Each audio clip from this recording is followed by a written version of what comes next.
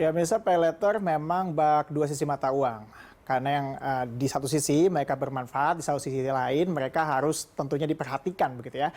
Lalu bagaimana seharusnya masyarakat manfaatkan agar tidak terjebak dan mampu lunasi pay letter. Kita sudah bersama dengan Mike Rini, seorang perencana keuangan. Selamat siang Ibu Mike. Ibu Mike, kita kan sudah tahu ya bahwa belakangan ini pay letter itu menjadi sebuah tren lah di tengah kaum milenial dan juga zilenial. Karena di satu sisi mungkin mereka belum terlalu mampu begitu ya. Tapi di sisi lain mereka juga punya keinginan-keinginan yang harus dipenuhi dengan menggunakan pay letter ini.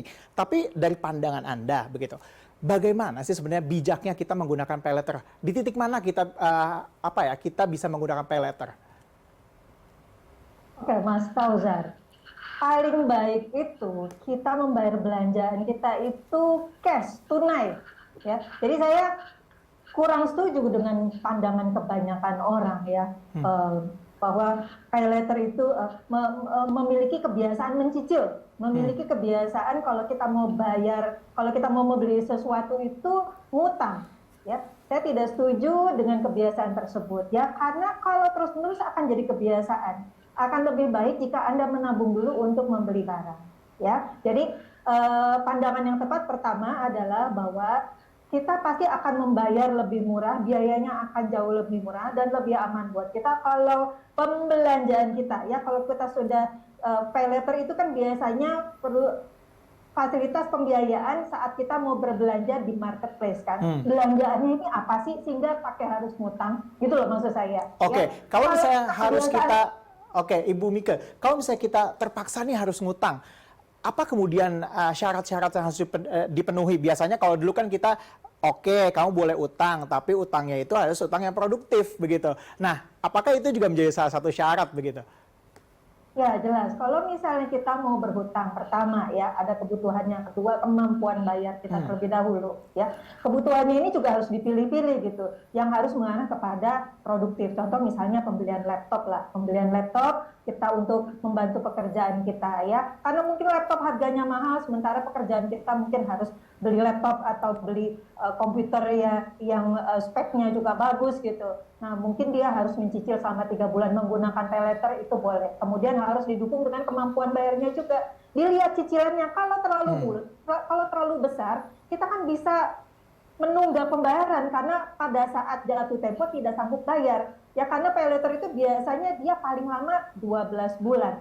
Ada yang 3 bulan, 6 bulan, 9 bulan, 12 bulan gitu. Ya, jadi ketika Anda mengatur besaran cicilan pinjaman itu harus sesuai dengan kemampuan membayar Anda. Jadi ada kebutuhannya, jaga kemampuan bayar, dan yang pasti juga dari sisi keamanan pekerjaan Anda ya, bahwa Anda memang sanggup untuk mencicil setiap bulan. Maka pay letter memang bisa membantu dengan tujuan utang produktif itu tadi.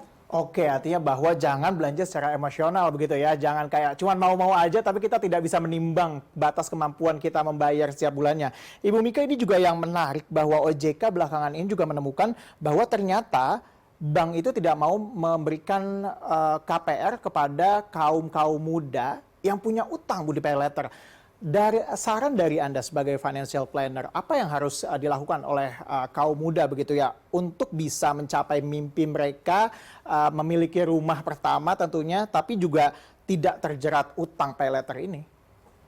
Ya, batasi penggunaan pay letter hanya untuk tadi kita contohkan kan pembelian barang atau layanan yang memang sangat esensial gitu. Anda tidak bisa tidak punya barang atau layanan tersebut, karena kalau Anda tidak punya, Anda nggak bisa kerja. Kalau nggak bisa kerja, berarti Anda nggak dapat duit kan begitu, ya.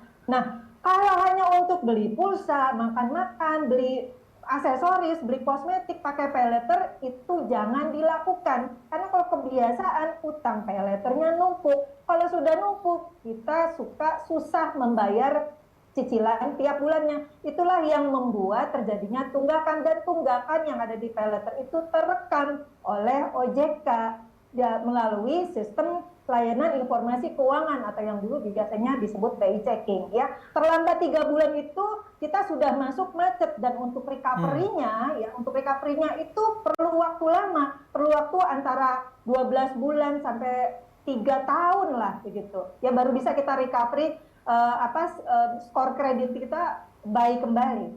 Oke, kalau itu kita bicara mengenai pay letter dan juga kepemilikan rumah. Tapi saran dari Anda, bagaimana kaum muda ini bisa memiliki rumah? Bagaimana apa ya financial planning yang harus kita lakukan lah untuk mereka ataupun kaum muda yang punya mimpi punya rumah begitu? Oke ya, milenial sama zilenial berarti kita setuju ya bahwa kalau kita punya kredit scoring itu buruk, maka kita akan sulit mendapatkan persetujuan untuk mendapatkan kredit pemilikan rumah ya. Nah, untuk milenial sama zilenial problemnya itu adalah pembelian rumah pertama. Karena mereka baru punya gaji, baru bisa menabung, sehingga untuk membeli rumah, membeli dengan KPR itu kan harus ada syarat down payment atau ada uang mukanya ya. Ada juga fasilitas rumah yang tidak harus membayar down payment atau uang muka 30%, tapi tidak semuanya. Nah, terutama mungkin hanya KPR yang bersubsidi biasanya yang difasilitasi dengan adanya keringanan dari pembayaran down payment. Sehingga untuk rumah pertama mungkin itu bukan rumah impian Anda, mungkin rumahnya masih rumah yang sederhana barangkali ya. Jadi anggaplah rumah pertama ini yang penting punya rumah dulu ya. Anda nabung untuk pembayaran DP-nya ya, sehingga tidak memberatkan kewajiban nanti pembayaran cicilannya. Anda tinggal di situ atau Anda tunggu sampai 10-15 tahun nanti rumahnya bisa dijual, Anda beli rumah lagi yang lebih bagus. Yang menjadi halangan bagi zilenial maupun milenial ketika dia membeli rumah pertamanya mereka karena impiannya ketinggian. Harga rumah yang mau dibeli itu 1 miliar begitu ya. Jadi usahakan bahwa untuk yang rumah pertama ini memang tidak harus mahal dulu. Yang penting kita punya rumah dulu ya agar kita bisa menghemat supaya tidak harus membayar sewa kontrakan terus-menerus. Oke, saran Anda Ibu Mika, saran Anda kalau kita pengen punya rumah pertama itu berapa persennya kalau kita mau mengajukan ke KPR begitu ya Bu Mika, berapa persennya dari pemasukan kita hutang per bulannya? Mas Tauzar, ini dari pengalaman saya sendiri ya.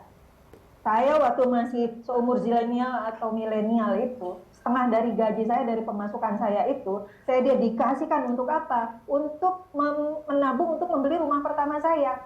Kalau Anda nggak bisa 50%, 30%, karena apa?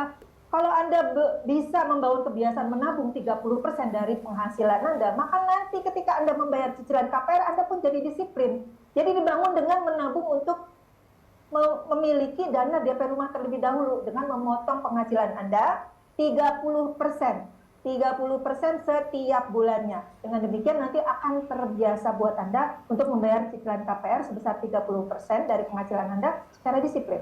Oke, artinya 30% begitu kita tabung dulu untuk memenuhi DP KPR begitu ya. Jangan dipakai utang 30%-nya ya. Jangan dipakai barang-barang konsumtif. Terakhir Bu, kalau misalnya kita harus berhutang, kita harus pay letter. Ada batas minimum kah secara psikologis dan juga secara pemasukan berapa persen Bu? Tidak ada kewajiban harus pay letter ya Mas Tas. Tidak ada kewajiban harus pay letter. Anda punya pilihan mau beli barang dengan nyicil atau dengan cash atau tidak membeli sama sekali. Kan ada priority dalam hidup kita ya. Kalau kita mau pakai, jadi tidak ada keharusan. Kalau kita mau pakai, kembali lagi didorong untuk tujuannya produktif, Anda mampu bayarnya, disiplin dalam membayar dan tahu persis cara kerja biaya-biayanya untuk pay letter itu berapa, dia bunganya paling mahal. Jangka waktunya itu paling pendek. Jadi memang cicilan jangka waktu pendek itu Anda harus disiplin. Ketika Anda punya pay letter ya, sebaiknya tidak menambah untuk pinjaman pay letter lainnya sampai yang pertama itu lunas. Oke, boleh hutang asal prudent ya, asal bisa bayar yang jelas itu ya. Ibu Mika, terima kasih atas informasi yang telah Anda sampaikan dan perbincangan singkat kita di Beta Satu Siang hari ini.